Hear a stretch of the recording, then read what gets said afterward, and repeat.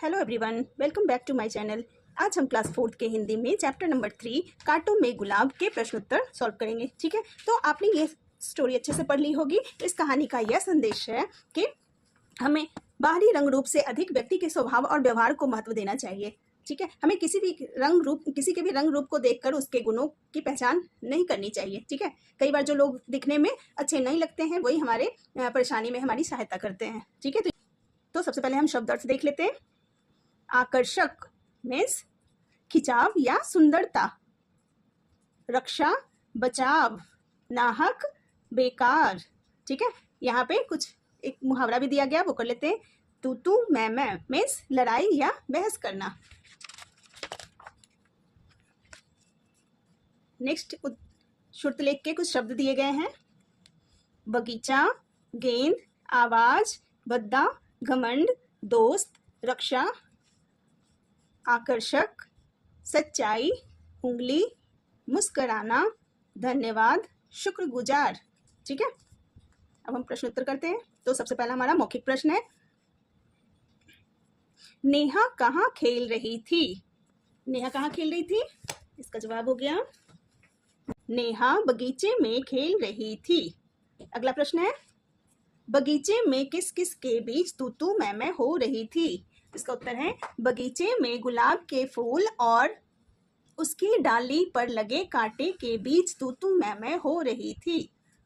ठीक है, अगला प्रश्न है हमारा, डाली पर लगे कांटे और गुलाब कब झूमने लगे? इसका उत्तर है जब हवा का झोंका आया तब डाली पर लगे कांटे और गुलाब झूमने लगे।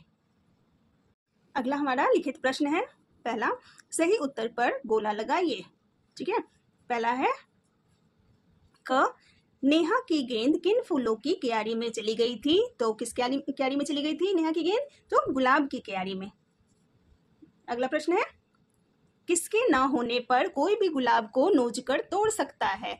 तो किसके नहीं होने पर? कांटों के। ठीक है, अगला है, नेहा को गुलाब के साथ कौन अच्छा नहीं लगता था? तो नेहा को गुलाब के साथ कांटे नहीं अच्छा लगता था। अगला प्रश्न है नंबर 2, गुलाब को किस बात का घमंड था? तो इसका उत्तर है गुलाब को अपने रंग रूप का घमंड था। अगला प्रश्न है, गुलाब को अपनी गलती का एहसास कब हुआ?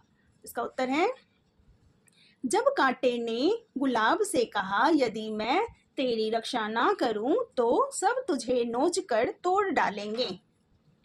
ठीक है, तो ये हो गया। अगला प्रश्न है, क्या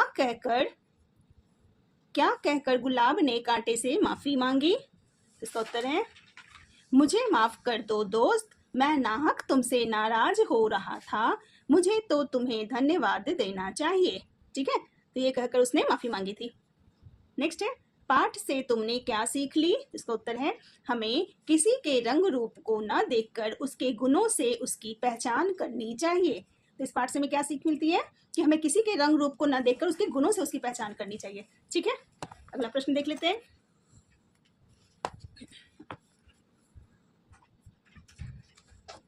अगला प्रश्न है हमारा भाषा और व्याकरण। ठीक है, तो यहाँ कुछ वर्ण उल्टे पुल्टे लिखे हुए हैं, उसको आपको सीधे करके लिखने हैं। ठीक है, तो यहाँ हो जाएगा गुलाब, नेक्स्ट है शिकायत, अगला शुक्रगुजार, नेक्स्ट धन्यवाद।